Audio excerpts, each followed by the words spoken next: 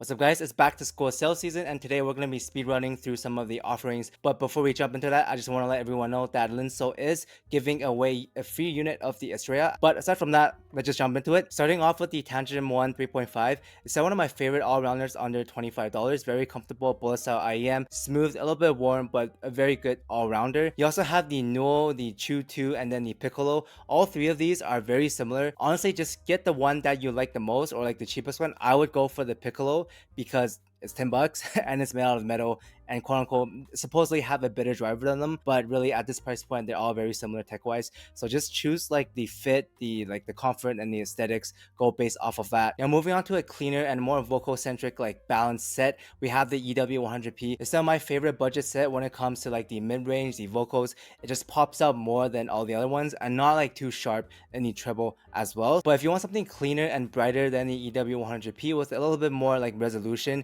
you can go for the EPZ Q1 Pro. Very clean set, also good for vocals, very good for female vocals, but just less balanced than the EW100Ps. A little bit more, like emphasis in the upper mids, and the treble could be a little bit energetic to some people, but this is a very good set if you're looking for something clean and a little bit brighter. Now, as for the Warner, the Wyvern Pro, like the Abyss, the Chain Pros, all three of them are pretty much the same, as well as the gate. It really comes down to like the pricing as well as just the aesthetics, like depending on which one you like the best. They're all very similar sound wise and detail wise, so just go with the aesthetics, availability, and the pricing on those. All 4 or 5 of these, including the Warner SG, are going to be smoother than the EW100P. It's just less upper mids focus. But if you want something even smoother than those, you could go for the Corks DSP2, which is like probably the smoothest and the least like offensive out of all of them. It has like no bass. It's more of like a background set. You just put it on while you work. Super non-fatiguing. It's not gonna bother you at all. It does have some artifact issue, but again, if you're using it as like a background noise kind of thing, it's very comfortable. So if you're using it to like study, to have some like background music on, these would be very good as well. Very convenient because it is USB-C. Now if you want something brighter, like a more treble headset, you can go for the Couch. It does have a lot of energy in the treble, but if that's what you're looking for, this is a very good set just in terms of the overall value you get. The packaging is great, the belt is amazing, the cable is very good for the price. It's only 20 bucks right now. Like pretty much a no-brainer if you're okay with having more treble energy. And then on the opposite end, you have the QKZ HBB, which is still like my favorite warm bassy set for rock and like hip-hop when it comes to like under $25. You also go for the Blonde Z300, which is just the direct upgrade to the QKZ HBBs, but I don't believe those are on sale. But if you do have the extra money, those are just a better version. And then you also have the option of the Clinical 02, which is a more sub-bass focused version of the QKZ HBB. So depending on if you want more mid-bass or more sub-bass, either one would work. And then next we have the KZ Caster Bass Edition or the Enhanced Black Edition. These are like the more bass boosted version. It's basically a kind of a diffuse field kind of sound, but just more bass boosted. And then we have the KZ EDC Pros, which is very similar to the OG CCA CRA. So this is a V-shaped sound signature. So if you're looking for a V-shaped sound signature, these would be pretty solid. But under $60, we actually have the HBB Kailua, which is 60% off right now at 30 bucks. This is basically a better version of the EW200s as well as the Joy Audio Shine. It's slightly bright leading like the EW200, but just has an extra DD as well as a step up in the resolution. But if you're looking for something cleaner, you could go for the Sonus. It's $28 right now, pretty much a no-brainer. A very good neutral balance set, as well as the RDR2, which is also like non-fatiguing, smooth, and just inoffensive sound signature. But if you're looking for something bassier, the RDR1 is pretty good at 50 bucks. It's like a mini version of the Daschenko's. Just overall a very solid IEM if you're looking for like a bassy, warm sound. But the bass could be a bit much for some people, so if you still want that warm sound signature, you could go for the Tantrum for You, which is also on sale. A lot of stuff are on sale right now. It has that similar warm and smooth sound profile, but just not as bassy as the R1. You can also play with the switches, makes it a more like neutral sound signature as well, so that's pretty good. Both the R1 and the For You replaces the May for me, so I would just avoid the May. On the other hand, if you want something more sub-bass focused, you could still go for the Zeros. They do have that, subwoofer sound signature. It is a bit thin and a bit like shouty sometimes in the upper mids, but I mean, if you want that sub-bass feeling, you could go for the original Zeros. You could also go for the Reds if you want like a smoother version of the fuse field and just inoffensive sound signature. On the other hand, if you want something more energetic, more like bright, you could go for the Forteza. It is a little bit sharp in the upper mids, so you do gotta watch out for that. But if you like a brighter treble like upper mid set, then you could go for these. And if you want something very resolving and a good all-rounder for the price, and you don't care about having a little bit of planar timbre, then of course the T10 is still a solid pick at $50. Pretty much a no-brainer if you're looking for like the best bang for your buck when it comes to value and resolution. And then lastly, we have the DZ4, which is more neutral, more balanced, very good for vocals, very good for scaling. It's not gonna beat the T10 when it comes to the technicalities, resolution, and stuff like that, but in terms of like the vocal and the timbre, these are very good for $60. Alright, next, under $150, we have the Tangzu HPB Xuanyu. If you're looking for something clean, something balanced, these are pretty good. It's not gonna be very bassy, but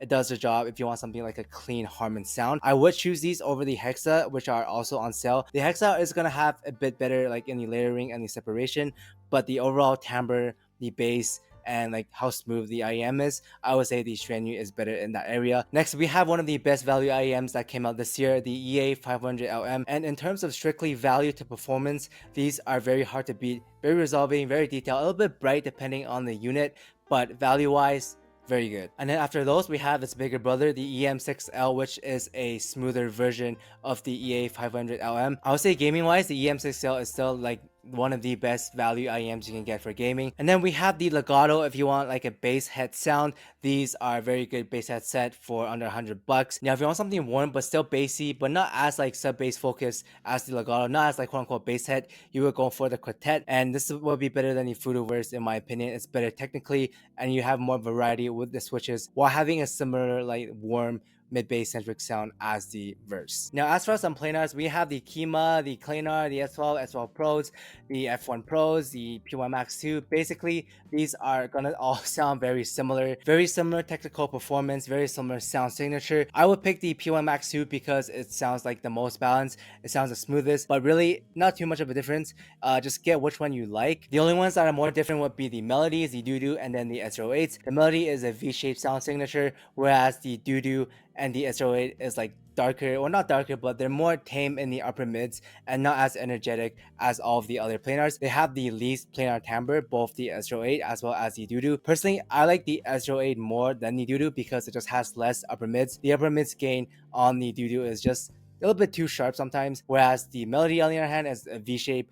It's going to be brighter, it's going to be more energetic. Next, we have the Magic 1. If you want something warm and something good for male vocals, the treble is pretty smooth, and overall just a pretty solid set if you're looking for something warm, as well as the full Explorer. These are very good for scaling, very good for rock. Not the best at mid to lower volumes, they're going to sound a bit too dark at mid to lower volumes, but at higher volumes these scale very well, very immersive. And then of course we have the Pula and the CKLVX. These are more dreamlike but still full sounding, a bit more airy, scales pretty good, but can be a little bit sharp in the treble and the upper mids depending on the unit that you get. Overall, the timbre could be also a bit off, again depending on the unit that you get, but these are pretty much a cult classic at this point. Both of these are identical when it comes to the sound, so it just depends on the preference of the plating. And if you want something smooth and warm and also very well extended in the treble, pretty airy in the treble as well, you would go for the Kara. Not a lot of hype behind these, but they're pretty solid if you want something like non-fatiguing and just very relaxing. You also have the SL41 if you want something more dynamic, more sub-bass focused, but still a little bit warm leading, but still a good, decent all-rounder. On the other hand, if you want a more V-shaped sounding set,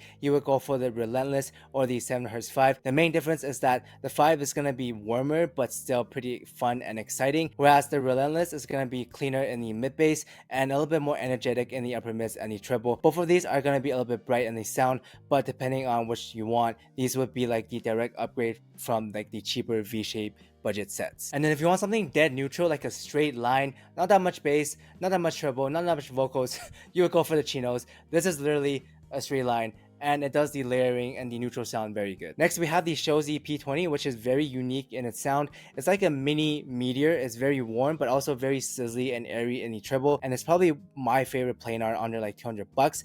And you also have the Hiatus MP145, which has less treble than the P20 but more upper mids, and the mid bass, the low end is very similar on both. And the MP145 is going to be tamer in the upper mids versus like the P1 Max, the F1 Pros, the PLANARS, but still give you enough energy in the upper mids, like more than the S08 and stuff like that. So it's just like in between those, but not as unique as the Shozi P20s. But moving on, we have the CCA Hydro, a bass boosted diffuse field, good technical performance, a lot of variety with the switches, and a very fun sounding signature overall, even though it is KZ. But if you want something more neutral, more like Harman inspired, then of course you got the classic, the Truthier Nova, as well as the Super Mix 4. Now, depending on the unit that you get, either the Super Mix 4 or the Nova would work. I like the Super Mix 4 better because it fits better. It's smaller, not as big as the Nova. Both of these are value monsters for the price. The Nova was one of the best of 2023, and the Super Mix 4 is one of the best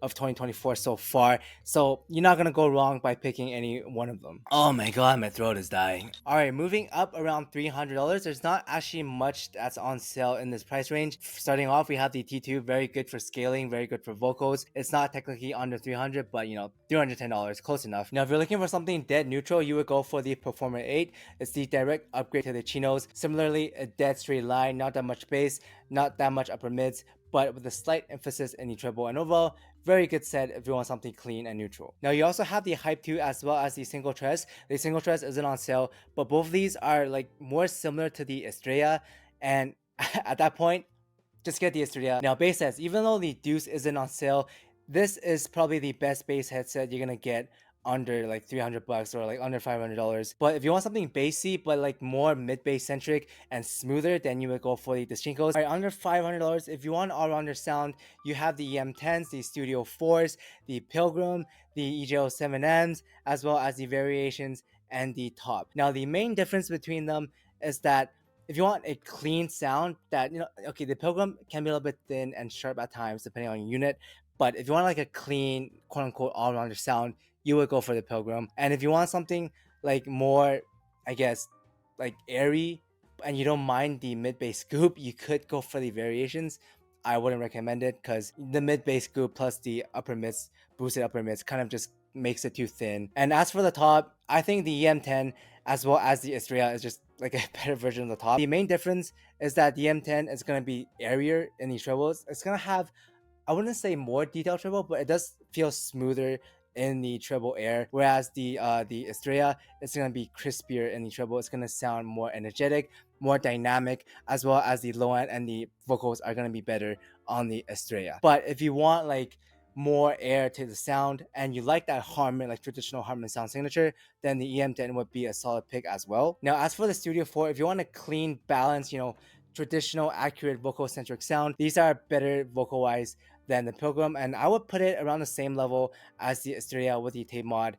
These are just very good for the vocals. Now, as for the EJO 7M, I would take these over the variations and the top. It's gonna be less bassy, it's gonna be a bit cleaner, but like more forward in the vocals. And finally, if you don't care about vocals, you can still go for the SA6 Mark II. Very laid back, very pushed back, good for rock, good for like layering, good for like treble, a lot of air, very good like spacious staging kind of sound, or even all the other stuff, as well as the EM10s, the EJO 7Ms, even the Pilgrim. I'll probably take the Pilgrim over the SA6 Mark II. But if you don't like vocals, if you just want like flat sound, flatter sound, then you would go for the SA6 Mark IIs. All right, moving up from $500 to $1,000, we have the IO Air Volaire. So I have not heard this personally, but based off of many reviews and talking to people who have heard these, this is basically just Harman for, you know, $500 with ESTs. So if you like Harman, you know, go for it. It's Harman. But if you're looking for an all-rounder sound, I would actually get the Oracle Mark IIIs. Even though this isn't on sale, it is only like $20 more,